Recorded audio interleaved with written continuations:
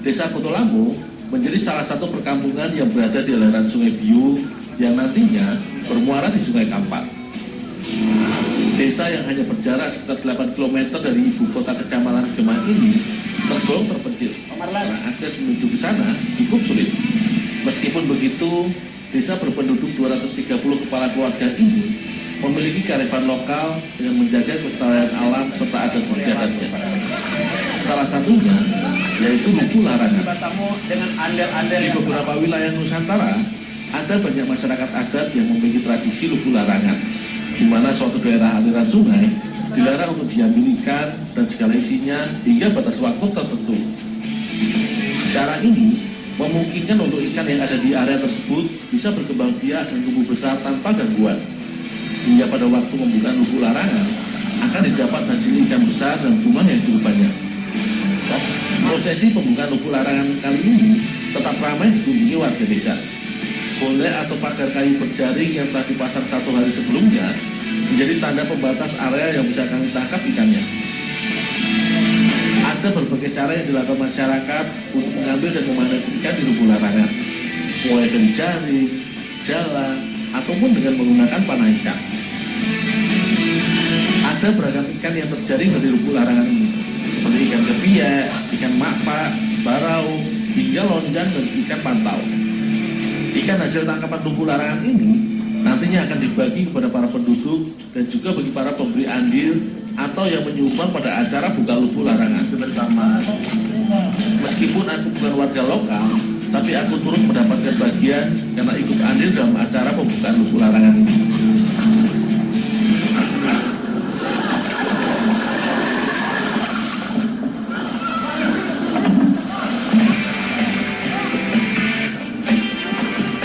Semua jenis ikan sungai air deras ini akan dimasak menjadi masakan istimewa khas Kotolamu, yaitu sambal kacau dan ikan masak lalambang. Sebelum dimasak, ikan dibersihkan isi perut dan dikeluarkan kotorannya serta diposisinya. Setelah itu, ikan dicuci langsung di sungai hingga bersih. Jika ikan yang berukuran besar nanti akan dimasak dengan bumbu sambal kacau, khusus ikan masak lalambang, maka dibutuhkan ikan-ikan yang berukuran kecil atau biasa disebut ikan pantau agar mudah dimasukkan ke dalam bambu yang menjadi tempat memasaknya.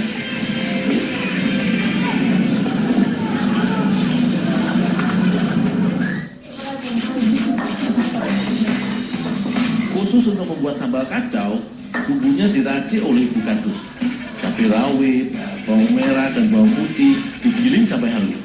Bumbu rempah sederhana ini akan menjadi penyedap masakan tradisionalnya. Sambal kacau sendiri berarti masakan sambal pedas yang diaduk atau dikacau dengan ikan atau lauk tambahannya.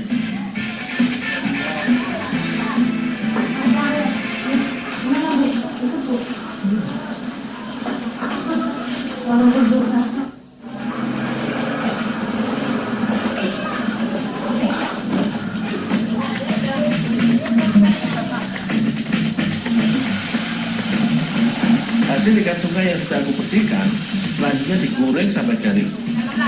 Umumnya jenis ikan sungai bertekstur lembut hingga mudah hancur saat digoreng, sehingga pas jika dijadikan bahan untuk dimasak sambal kacau. Setelah ikan matang, ikan cukup disisihkan di tepi kuali tanpa perlu diangkat. Selanjutnya bumbu sambal halus ditumis di kuali yang sama sampai halus. Selain ikan, pada masakan sambal kacau juga ditambahkan sayuran seperti daun pakis dan daun singkong yang sudah diiris-iris. Setelah semua bumbu dan sayuran tercampur, barulah ikan goreng ikut diaduk dan dikacau. Proses pemasakan ikan sambal dan sayuran ora-ari inilah yang menjadi muasal penamaan sambal kacau khas masyarakat Kotolamu ini.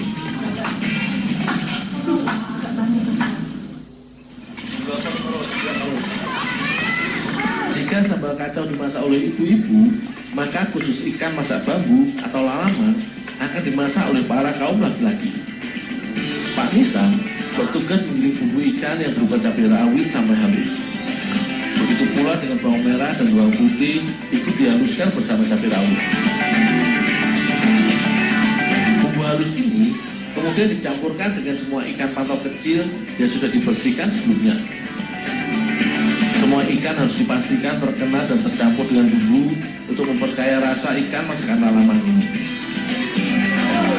Sebagai wadah masak ikan, digunakan potongan bambu yang sudah dicuci dan bagian dalamnya diberi daun kunyit. Barulah kemudian ikan berbumbu dimasukkan ke dalam bambu dan bagian atasnya ditutup dengan daun kunyit. Ada sekitar 9 bambu yang kami gunakan untuk membuat masakan semua ikan pantau ini. Bambu yang sudah berisi ikan selanjutnya dibakar sampai matang. Ruas bambu disusun dan disandarkan pada tungku bakar yang dibentuk sebagai penyangga agar ruas bambu bisa berdiri dan isinya tidak tumpah. Cara pemasakan ikan dalam bambu dan dibakar inilah yang disebut lalaman. Lamanya waktu pemasakan tergantung dari besarnya api dan jenis bambu yang digunakan. Untuk itu, biasanya untuk mempercepat proses pembakaran, biasanya digunakan ruas bambu yang masih muda karena tidak terlalu tebal. Sekitar 40 menit, ruas bambu sudah mulai menghitam dan terbakar, dan ikan di dalamnya telah matang. Maka lalaman ini sudah siap dinikmati.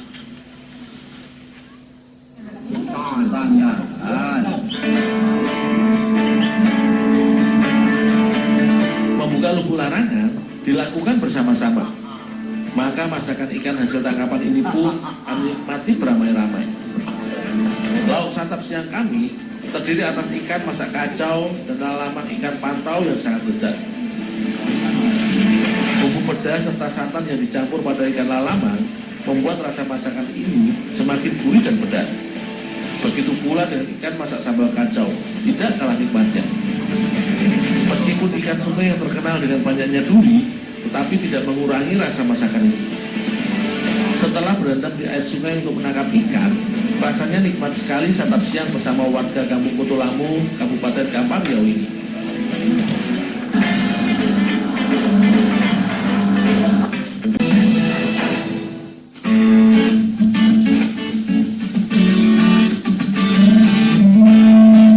Ananas Cosmosus atau lebih dikenal dengan nanas menjadi salah satu buah tropis yang memiliki sensasi rasa asam segar. Buah berkulit duri ini kaya akan vitamin C yang baik menjaga kesehatan dan daya tahan tubuh. Kecamatan Tambang, Kabupaten Kampar menjadi salah satu daerah penghasil buah nanas di Provinsi Riau. Di sini, ratusan hektar lahan nanas menjadi lahan usaha warga untuk memenuhi kebutuhan akan nanas segar dan bahan baku industri olahan nanas. Nanas biasa dipanen setelah nanas berumur 12 hingga 24 bulan. Dalam satu lahan, biasanya ada 3 hingga 5 kali masa pemanenan karena waktu masak buah tidaklah sama. Seperti kali ini, aku membantu memanen buah sisa nanas di kebun Pak Muslimin karena masa panen raya sudah lewat beberapa waktu yang lalu. Tetapi meskipun panen di akhir, jumlah buah yang bisa diambil masih cukup banyak. Nantinya, hasil panen ini akan dijual segar dan sebagian lainnya akan diolah menjadi panganan olahan nanas yang lezat.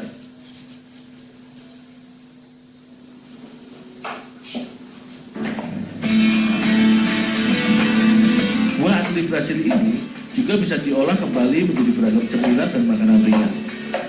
Keripik, selai, dodol, gulai, sirup, bahkan asinan merupakan sebagian jenis makanan yang bisa dibuat dengan bahan baku nanas. Untuk dapat diolah, nanas yang baru dipanen dibersihkan tangkai dan mahkota buahnya terlebih dahulu. Tidak hanya itu, bagian tengah nanas atau tulang daging nanas dibuang dengan menggunakan besi berlubang. Kulit nanas juga dikupas dengan agak tebal agar bagian mata nanas itu terbuang.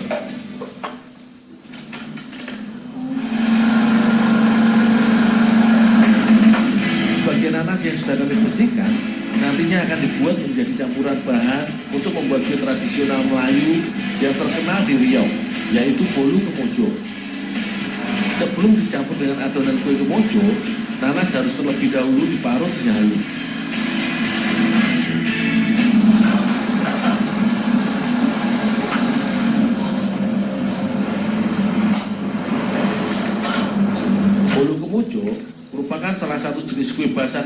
tengah Melayu yang bercita rasa manis dan lembut.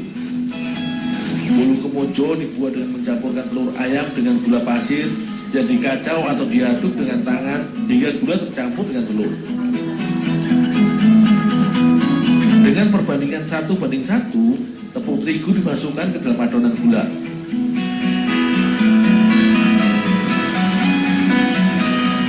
Setelah itu, 150 gram mentega cair ditambahkan ke dalam adonan dan dicampur hingga rata. Setelah itu, santan yang sudah direbus menjadi bahan penambah rasa gurih pada kue khas Riau ini. Santan yang digunakan sebelumnya sudah dimasak hingga mendidih. Ini untuk membantu agar bolu kemojo menjadi lebih tahan lama. Karena kue bolu kemojo hanya dibuat tanpa bahan pengawet, maka daya simpannya hanya mampu bertahan 1 hari. Jika santannya direbus, maka bolu kemojo bisa bertahan hingga 2 hari. Untuk kue bolu kemojo original, adonan yang sudah jadi akan ditambahkan sari pandan.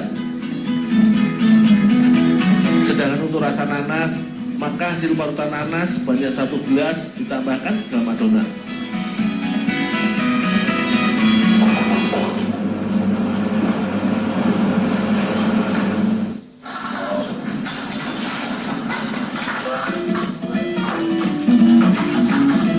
Adonan yang sudah jadi langsung dibawa ke ruang pembakaran untuk dicetak dan dioven. Di tempat pembuatan bolu kemojo mini Kota Pekanbaru ini ada 2 jenis bolu, yaitu ukuran kecil dan bolu ukuran besar. Cetakan besi khusus kue bolu berbentuk bunga berkelopak 8. Kemudian adonan encer dimasukkan pada cetakan besi yang sebelumnya sudah diolesi minyak. Setiap loyang cetakan besi dituang dengan adonan hingga memenuhi permukaan loyang.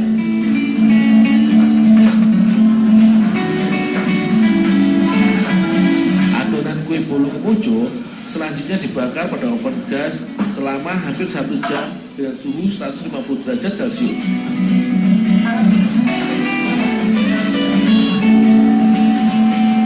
Kue akan dipanggang hingga mengeringnya permukaan kue dan warnanya berubah warna menjadi coklat keemasan.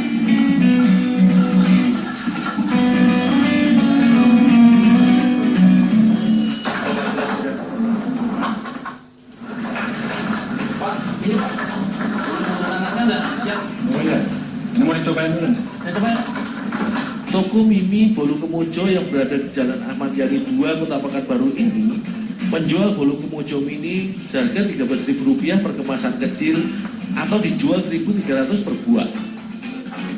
Rasa kue bolu kemojo nanas ini sangat lembut, manis, dan beraroma harum. Jika berkunjung ke Pekanbaru, oleh-oleh khas negeri Melayu ini bisa menjadi pilihan buah tangan untuk para handai tolan dan sanak keluarga.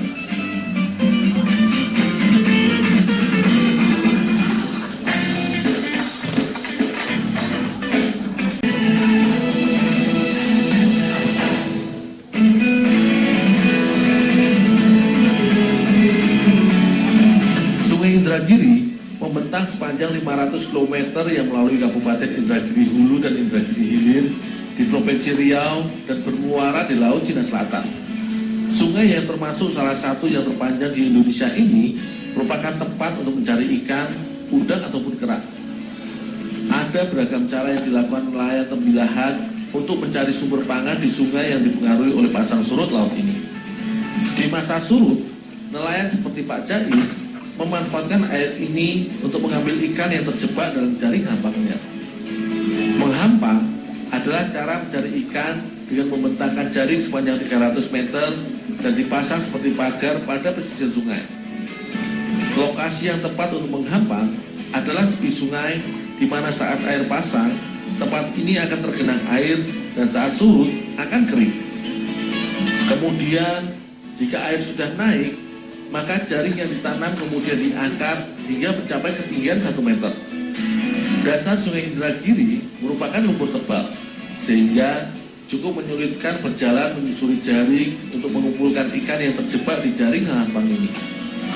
Ada banyak jenis ikan hasil menghampang kali ini, seperti udang kecil, udang galah, ikan batut atau ikan malas, ikan baung, hingga ikan sebilang.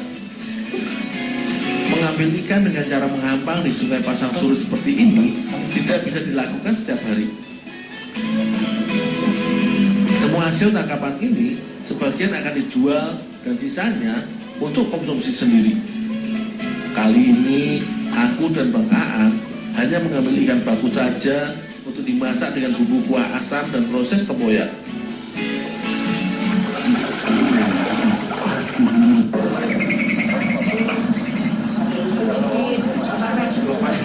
Ikan bakut sengaja dipilih sebagai bahan baku masakan kali ini karena memiliki ukuran yang cukup besar serta rasanya yang terkenal lezat.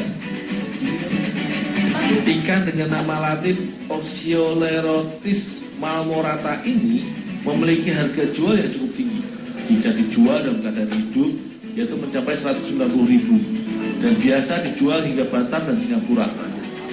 Isi perut dan kotoran ikan dibuang dan dicuci hingga bersih, hingga dihasilkan ikan yang siap dimasak. Untuk dimasak kuah asam, ikan dipotong menjadi 3 bagian. Sementara untuk pepes tempoyak, ikan dibiarkan utuh.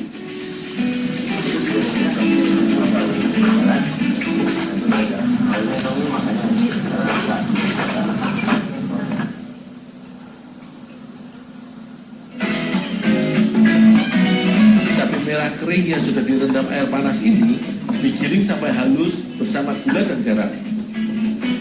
Cabai merah kering ini digunakan sebagai bahan kuah asam tempoyak karena memiliki rasa yang lebih pedas.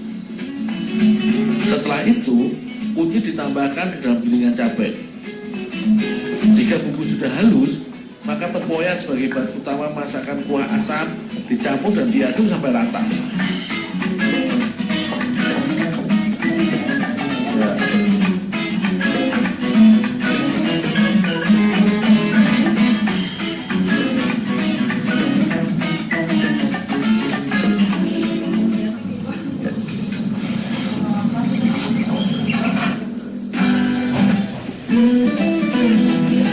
Kuah asam adalah sebutan bagi masyarakat Melayu Indragiri untuk tempoyak yang dimasak kuah pedas. Untuk memasak kuah asam, bumbu tempoyak dimasak dengan tambahan air sampai mendidih. Daun kunyit dan serai juga dimasak bersama tempoyak untuk menambah rasa dan aroma masakan kuah asam ini. Setelah kuah asam mendidih, barulah potongan ikan bakut dimasukkan ke dalam kuali dan dimasak sampai daging ikan menjadi empuk dan kuah asam mendidih.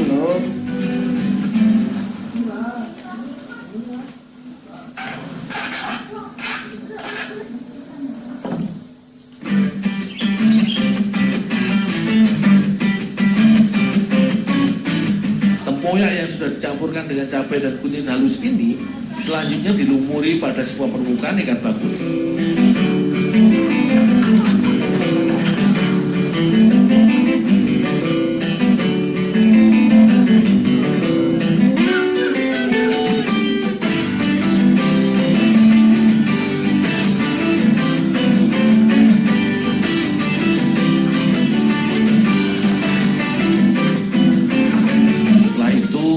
Ikan berbalut tempoyak ini dibungkus dengan daun pisang dan dijepit dengan menggunakan pelepah kelapa. Bungkusan daun pisang serta ikatan pada jepitan pepes ini harus dipastikan kuat karena nantinya akan dibakar.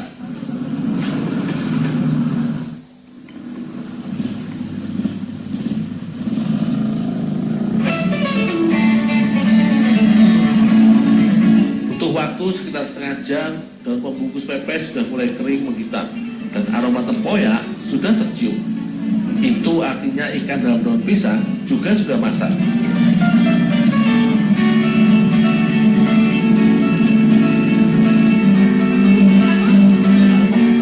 Menikmati makan siang dengan menu ikan bakut masak kuah asam dan pepes tempoyak sangatlah nikmat. Daging ikan bakut yang gempal dan lembut ini terasa semakin istimewa dengan tambahan bumbu tempoyak yang beraroma tajam ini. Rasa segar dan pedas masakan kuah asam dan pepes tempoyak ini sangat pas disantap bersama keluarga dan para kerabat. Ada beragam jenis bumbu dan cara mengolah hasil Sungai Indragiri yang bisa terus digali dan dinikmati sebagai bagian dari menu khas